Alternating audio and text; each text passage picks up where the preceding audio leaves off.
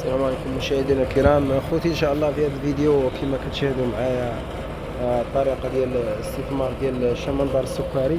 كيفاش الاله اللي هي كتشارجي وفي نفس الوقت بالصمتة، يعني ولا واحد التطور يعني ديال يد العامله نقصات عند الفلاح. يعني هذا كان واحد التطور ديال العمل ديال الشمندر السكري. كما كتشاهدوا هاد الآلة اللي هي زوينة تبارك الله ما شاء الله، كيفاش كتشارجي وكيفاش السمطة غادا في الشمندر اللي سميتو في الشارج، كيتحيد منو التراب، كيطلع نقي، كيشارج الفايز لأن باش يمشي لوزين كوزيمار.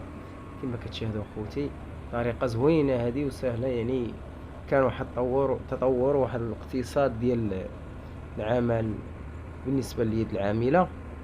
كان تطور زوين يعني ما شاء الله. شوف كيفاش كيتشارج الشمندر. كان واحد التطور مزيان. اذا هانتوما كتشاهدوا اخوتي كيفاش طريقه احسن طريقه سهله جدا